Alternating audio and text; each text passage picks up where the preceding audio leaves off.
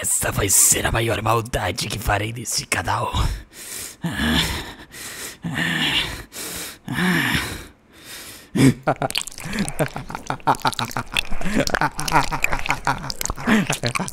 Sofram, mortais. Sofram. Finalmente voltamos com um vídeo normal do Hamlet, né? Eu acho que o último que eu trouxe foi aquele do review do console dele, que sinceramente não sei por que eu fiz aquele react. Não tem muito por que fazer react daquele vídeo, mas eu fiz. Mas bom, voltamos com vídeos normais do Hamlet, aprendendo sobre ela com a tatuagem. Bem-vindo de volta, Hamlet. Não tenho ideia se você viu os vídeos, mas bem-vindo de volta. Eu acho que você viu algum vídeo, não tenho certeza. Aí, bem-vindo, tá com um abraço. Tá com um abraço. Eu tenho que tirar o fone pra dar um abraço. Tá com um abraço, Hamlet, aqui. Isso. Pronto. Vamos assistir o vídeo agora. Fala, rapaziada, hoje a gente vai falar de um filme Caraca, a animação do cara melhorando. que marcou a minha infância, tanto pelo jogo de PS2 quanto pelo próprio filme. Ratatouille foi uma animação que me ensinou muita coisa, desde amizade, propósito e sobre abrir mão de algumas coisas para conseguir outras. Eu tenho uma grande teoria sobre esse filme, que é que todos nós somos inicialmente Linguini e somos o Remy quando assumimos o nosso controle. Mas eu explico melhor isso em outro vídeo. Lembrando que eu só fiz esse vídeo porque eu fiz uma votação lá na comunidade e vocês votaram nele. Então fiquem sempre de olho lá para ver as próximas votações. Então sem mais enrolação, vamos lá. O filme começa com a gente sendo apresentado ao restaurante do Gusteau e também ao crítico de comidas Anton Ego, ou Ego, como eles falam no filme. E também ao Remy, que quando criança eu chamava de Ratatouille. Ele tem uma habilidade que os outros por algum motivo não têm, que é a habilidade de ter um olfato mais aguçado. E isso define a vida inteira dele. Quando ele tá entre os ratos, ele é colocado para trabalhar sendo o cara que identifica se tem veneno ou não nas coisas. Isso é um dos atritos que ele tem com o pai, já que o pai acha que ele deve servir a família e aos outros ratos. Mas o que ele quer mesmo é ser cozinheiro, como Gusteau, que ele fica vendo na TV da casa de uma senhorinha. E nesse começo de filme acontece algo que também acontece em Soul, que é quando o personagem tá fazendo o seu propósito ou a coisa que mais gosta de fazer, é como se o mundo tivesse deixado de existir ao redor dele, e isso é bem interessante. Me faz pensar se não foi daqui que eles tiveram a ideia de Soul, ou pode ser que eles já tinham essa ideia guardada há mais tempo do que nós sabemos. Secretamente o Remy ficava cozinhando na casa de uma senhorinha e coitada dela, o teto da Vera infestado de rato, eu não sei como ela não sentiu o cheiro. Isso só pode indicar que ela tá com o pé na cova. Caraca. Indo dessa pra melhor. As coisas até podem dar errado, mas não deve deixar ninguém definir seus limites a partir de sua origem. O que é essa voz? O único limite é sua alma. O que eu digo é verdade. Qualquer um pode cozinhar, mas só os que têm coragem sempre se destacam. Essa frase demonstra toda a filosofia desse filme. O primeiro ponto é que as coisas vão dar errado em algum momento, mas não é por isso que você deve deixar outras pessoas ditarem aquilo que foi o fim pra você. E também não pode definir os seus limites a partir de onde você veio. Claro que as coisas são um pouco mais complicadas do que isso, mas eu acredito nessa mensagem. Se você não tentar, nunca vai saber se vai ou não conseguir. E aqui eu cito algo que eu aprendi com a música do Big Cry. A vida me ensinou a nunca desistir, nem ganhar, nem perder, mas procurar evoluir. E eu acho que essa parte do filme demonstra muito isso. O Gusteau era um sábio em identificar as pessoas. Isso significa que a gente não deve olhar as coisas pela perspectiva de perda ou ganho, mas pela perspectiva de que você tá sempre adquirindo uma experiência nova. Não procure alguém que você... Não procure alguém que já ganhou, não procure alguém que já perdeu as coisas. Assim, eu diria... Como é que é? Não procure alguém que já ganhou na vida não procura alguém que já ganhou na vida, não procura alguém que já perdeu e desistiu de tudo, mas procura alguém que tem potencial pra crescer. Falei bem? Sem adjetivos, só uma experiência. Uma outra coisa que ele falou, é claro, que todo mundo pode cozinhar, mas só os que têm coragem se destacam. Acho importante falar que ter coragem não quer dizer que você vai se destacar. Até porque se você pretende se jogar de um prédio com o intuito de voar, eu lamento em dizer, mas você não vai conseguir. Então mesmo com coragem, as coisas podem não ir como você espera. Mas lembra do que a gente acabou de falar. Não é sobre ganhar ou perder, é sobre ter tido a experiência. Depois de ficar vendo TV na casa da senhora, ela vê o rato e saca uma espingarda. Eu até agora não sei decidir. Eu diria que, tipo assim, eu pegaria essa frase do Gusteau, né? Mas só os que têm coragem... Como é que era a frase? Só os que têm coragem sempre se destacam. Eu diria que é só adicionar mais uma coisinha ali, que é só os que têm coragem sempre se destacam, mas aprenda a identificar os seus limites. Você tem limite do que você pode fazer. E você tem que aprender a entender qual é... Qual é esse limite. No momento em que você descobrir qual que é o limite que você consegue fazer, por exemplo, não o limite tipo assim, você nunca vai conseguir fazer tal coisa. Tipo, você pode ter um limite de... Você pode ter alguma deficiência que te impede, sei lá, você não pode fazer... Você não pode... Por exemplo, se você é cadeirante, você não pode necessariamente almejar que você com certeza vai se tornar um jogador de basquete.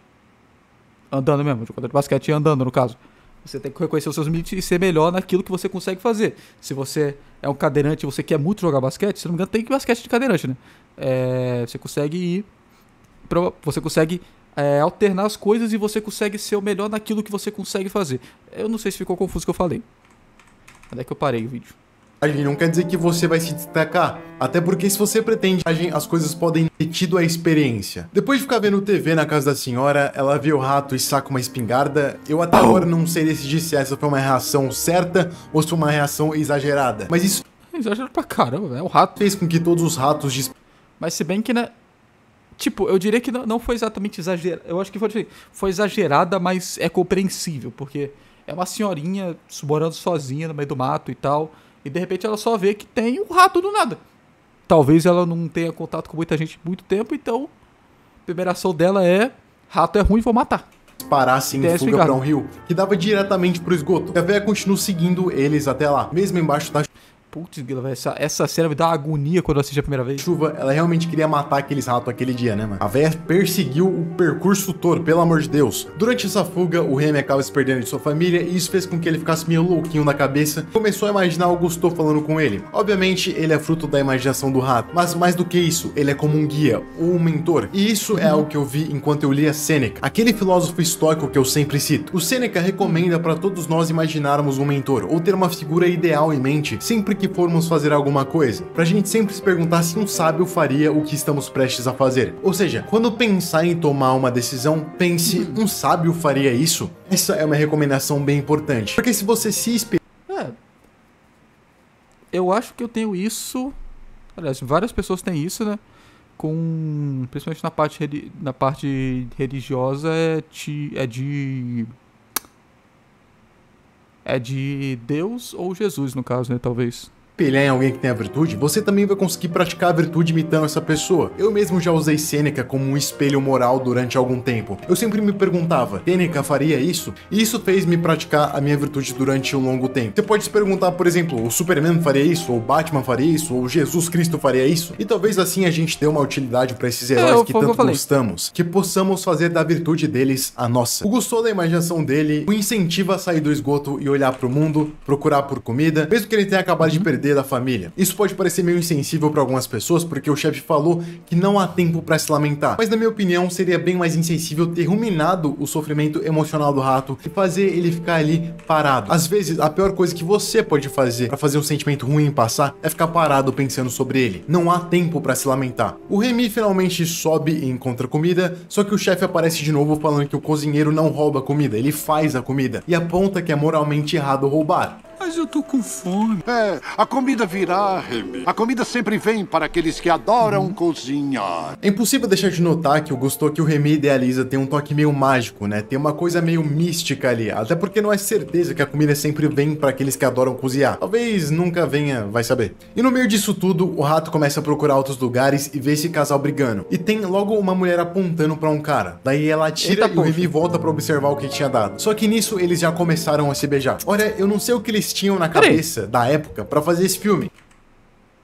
Isso eles já Essa é a menina que se apaixona pelo Linguinis?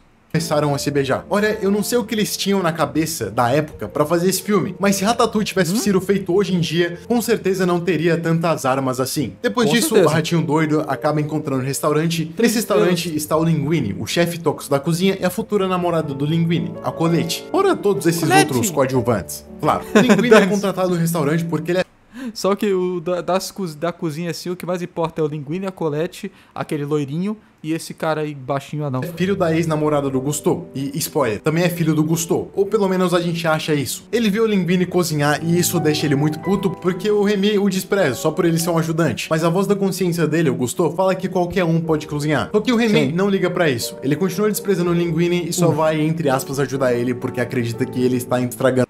Putz, grila, cara. Putz, grila, cara. Sujoga inteira. Na sopa. Então o rato conserta a sopa horrível do Linguini, que agora é da boa, mas agora acho que posso começar a falar do que eu realmente acho que significa o Remy e o Linguini. O Linguini é o nosso eu normal, o que todos nós somos, o que todos nós desenvolvemos a ser. Médios, nem bons e nem ruins, talvez até esforçados. O Remy é a parte de nós que tenta se esforçar, é aquela parte que assume o controle, a parte racional, a parte que é focada nos objetivos e controla os nossos sentimentos de preguiça e desconfiança de si. Mas antes de continuar, eu gostaria de pedir para você se tornar membro desse canal. Nas próximas semanas Eu tô membro de muito canal, desculpa, Hamlet.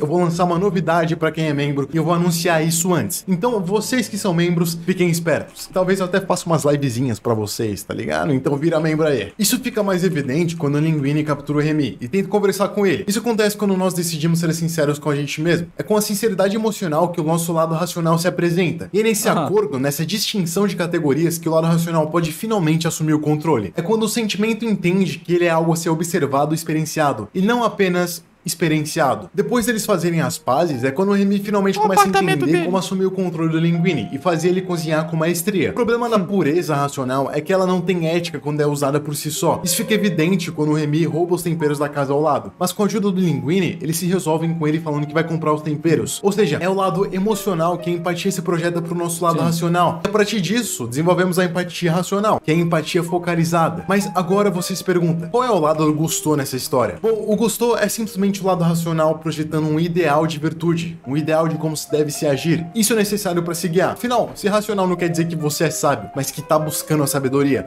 como um bom filósofo. O filme continua e nós vemos que o chefe do mal fica tomando decisões estranhas para a empresa, tipo fazer comida congelada de micro-ondas. Eu não julgo ele, provavelmente é bom pros negócios e provavelmente dá certo, mas ninguém ao redor dele gosta. Fora isso, ele também descobre que o Linguini é um provável filho do Gusteau, mas ele não conta para ele porque ele quer dar o restaurante. E é engraçado o quanto eles menosprezam o Linguini. Ele sabe de alguma coisa. Relaxe, ele é só o moleque do lixo. O senhor dá conta dele. Fora isso, o filme também fala de questões importantes, como por exemplo, a de que todo mundo acha que a gastronomia é uma tarefa pra gente snob e rica. Mas a moça diz que quase todo mundo ali tem uma origem humilde e diferente. Um veio de um circo, um veio de um presidiário. Matei um homem com este polegar. E outro é um provável ex-ajudante da União Soviética, ou de outra rebelião que eu não quero citar aqui. Os clientes do restaurante começam a enjoar da sopa do Linguini e começam a pedir por outros pratos novos dele. Isso deixa o chefe meio irritado, talvez um pouco até enciumado. Mas no final tudo dá certo porque o Remy pega uma receita do Gusteau e muda a maneira dele. E fora esses assuntos sérios que o filme foca, também tem a questão de a Colette ser a única mulher ali naquela cozinha. E isso também é algo pesado pra ela. É como se fosse uma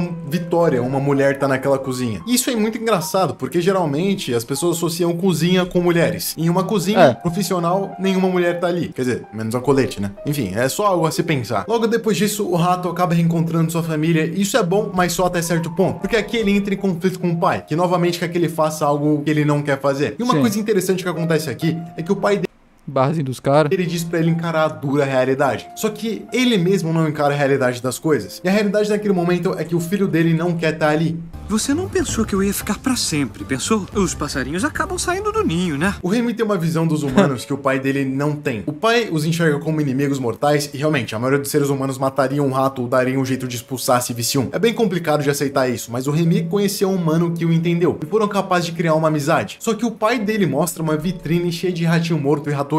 Zelamos pelo bem-estar da nossa espécie, Remy, porque no fim das contas, não temos mais ninguém. E tudo bem, o pai dele é um rato mais velho e é bem compreensível que ele aja dessa maneira, com muita confiança do mundo, tentando proteger o próprio filho. Só que o Remy é uma pessoa que não gosta de... Não é uma pessoa, um rato, não gosta de ver as coisas por essa ótica fatalista. Ele diz que não dá pra acreditar que o futuro é guerra. E bom, vem do mundo real, o futuro é sim guerra. Me parece... Agora eu parei pensar numa coisa. Que o entendeu e foram capazes de criar uma amizade. Só que o pai dele mostra uma vitrine... Mano, quão bizarro que é isso, velho? Os caras estão fazendo uma propaganda ali, uma vitrine pra veneno de rato. E os caras botam um monte de rato morto. Mano, o que agora que eu parei pra pensar, o quão bizarro que é isso, velho. Que tipo de dono de loja faria isso? Tem dono de loja que faz isso?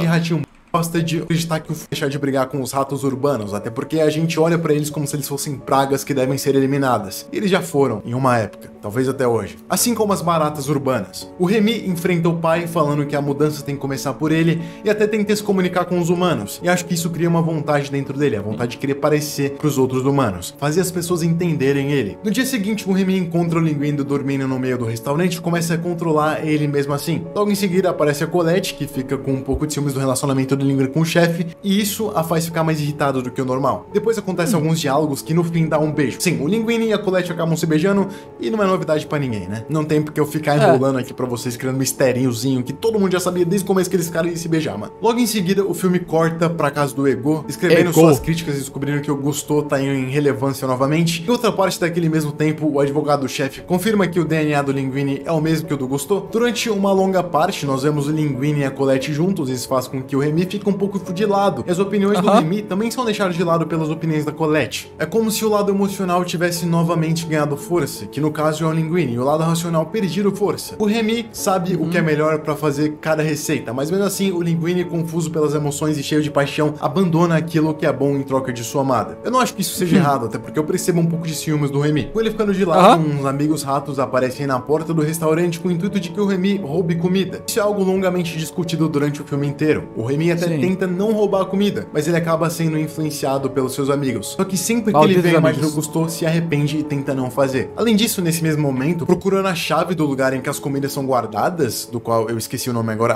armazém. A vontade do Gusteau. Ele encontra um teste de DNA e a carta da mãe do Linguini. Isso abre alas para uma das cenas mais satisfatórias de todos os tempos.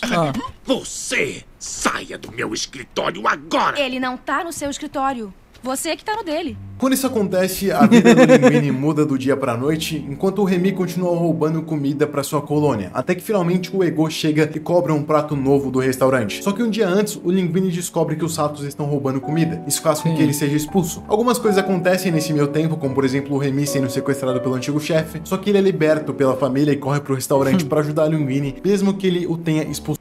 Eu sou o cozinheiro!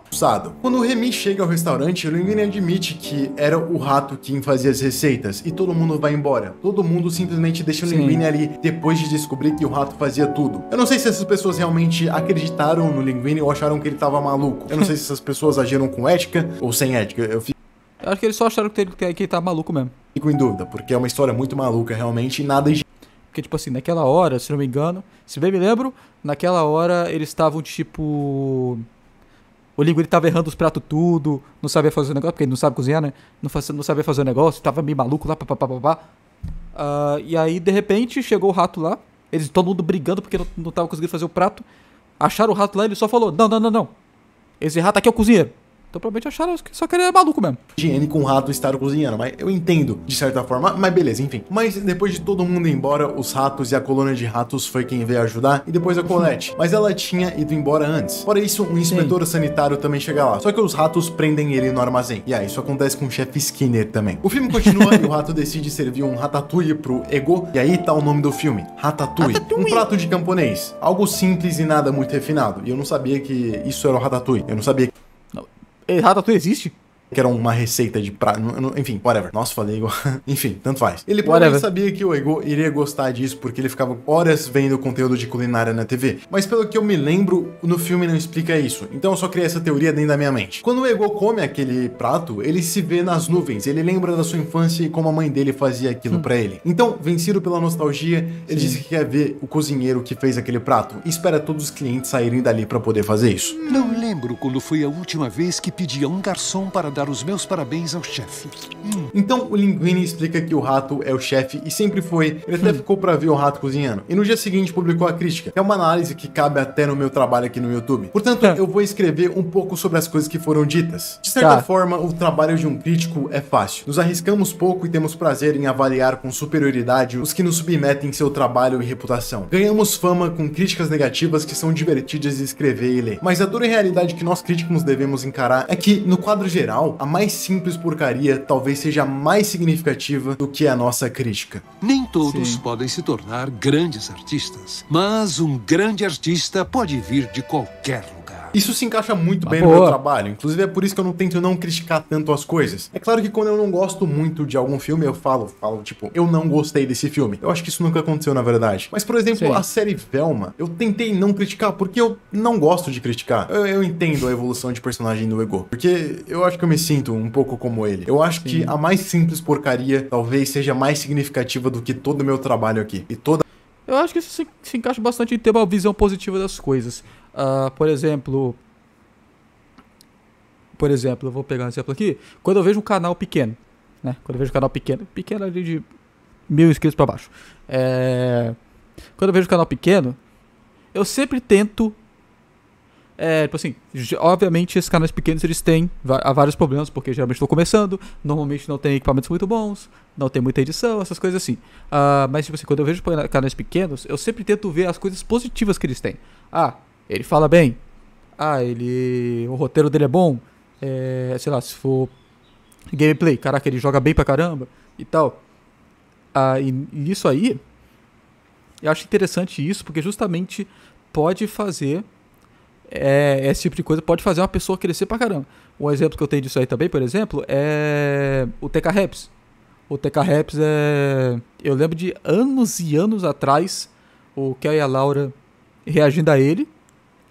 As músicas dele muito cruas, muito simples e tal. Era aquele padrãozão de rap antigo, de muito basicão e tal. E eles acreditaram no cara, confiaram no cara pra caramba e tal. Acreditaram que o cara conseguiria crescer mesmo.